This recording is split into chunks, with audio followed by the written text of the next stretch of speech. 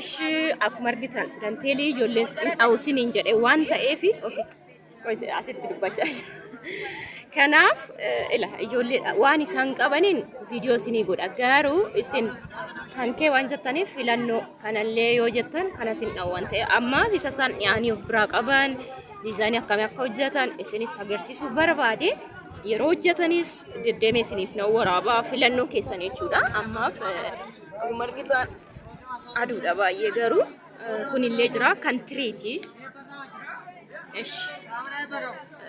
kan tiriiti fakkeenyaaf meeqana meeqatti kirrii ofii keetiif harka meeqa gurgurtu 300 okay kunis akkasumas kuni xinnoo waan appiiti emtinii ta'e zarzarri waan jedhamu kan ishiin akkuma argitan asis kun hin jira kun immoo akkuma argitan alaabaa injini kan gadaatinii akkuma kootii sana ta'e garuu gubbaan isaa gargaarii kunis akkasuma kunillee kan ishiiniti bargixa kan jaalanne nan beeka kirriisa kana hin fedhani haa ta'u kana qabuuf biraayii isa kana meeqa gurgurtu 300 kana dhaggeeffadhaa 300 isin hin qalladdu maali isin hin jedhe ture kunillee hin jira kunis hin jira kunis akka gatii isaatitti zarzarri kan jedhan erga meeqa soofaa jettu inni maal kashiiniti kunis kashiiniti illee kashiiniti fakkeenya kuni kan soofatti diizaayinii biraa gurgurree jedhanii haa ta'u kalarii jijjiiruu dandeessu diizaayiniin kanuma duraaniti ግን meeqa gurgurama kuni 150 mirri 50 okay kan soofati bakka akkasii kunillee kuni kan biifeetiif taati shantama kan biifee hin taati kunillee baay'ee bareedu natti tolee laa kuni fakkeenya diizaayinii isaa kan duraa ta'u malee kirriin natti tolee dhaawumsi isaas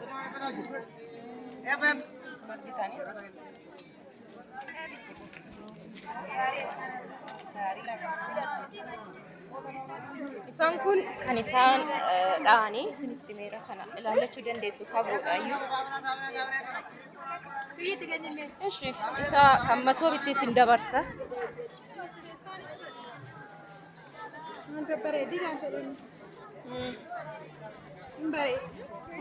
kan masoobitti asirra nam'ee jira kalarii isaati fakkeenya bifa kanaan jira kanaan jira kuni kan eewuti kan daabbooti miti kan masoobii biddeena yookiin daabboo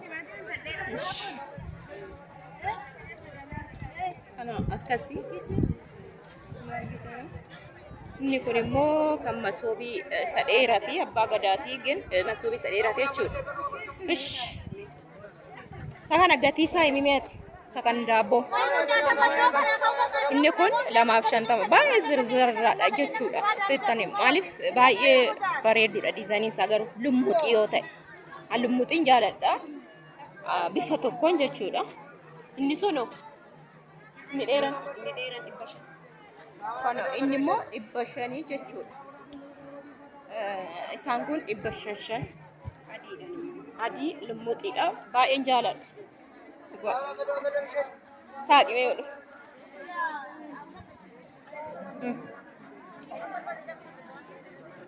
kana akkana isiniin jedha gatii isaa teenyee qasseenni immoo isinitti nan himan 500 jedhanii isa kana baay'ee xiqqoo innaa walitti qabdan kirrii baay'ee fudhatu miti baay'ee amma tokko akka isa kaanii fudhatu kana isa kana ilaala isa jiru ilaala isa kootis ilaaltaniirtu kana keessaa ijoolleetti kun isiniifan dabarsa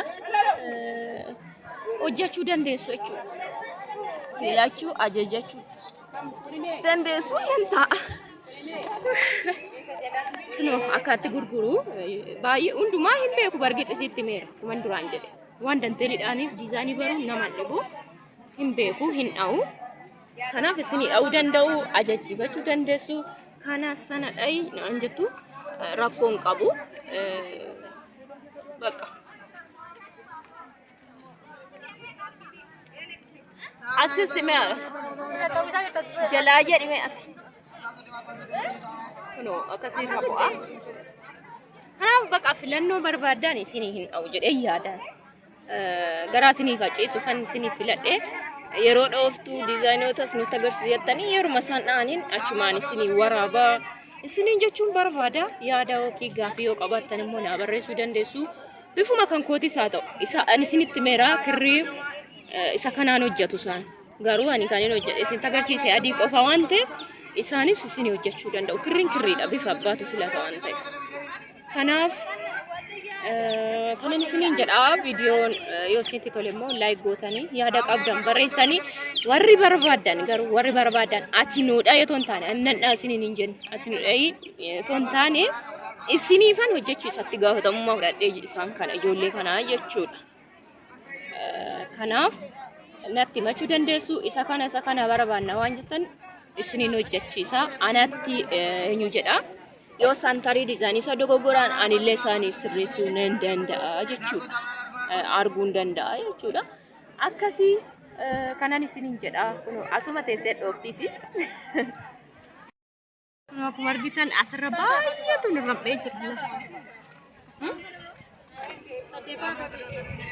Akkasitti jira gabaa keessatti akka ka'eenti gurguru ijoolleen mushurroon asuma bitatu gandoo biraas fidu.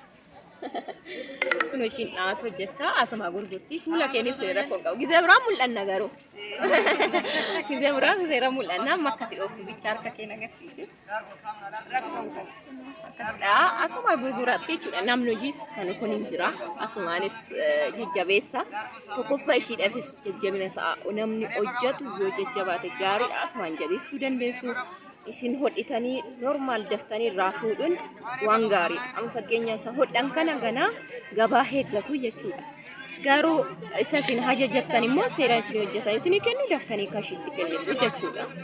Kanaaf isaanis jajjabeessa ijoollee kanas nama jiraatan biyya keessa shamarreedha waan ta'aniif jajjabeessaati hojjetanii isaaniifis hojii uumuun gaariidha.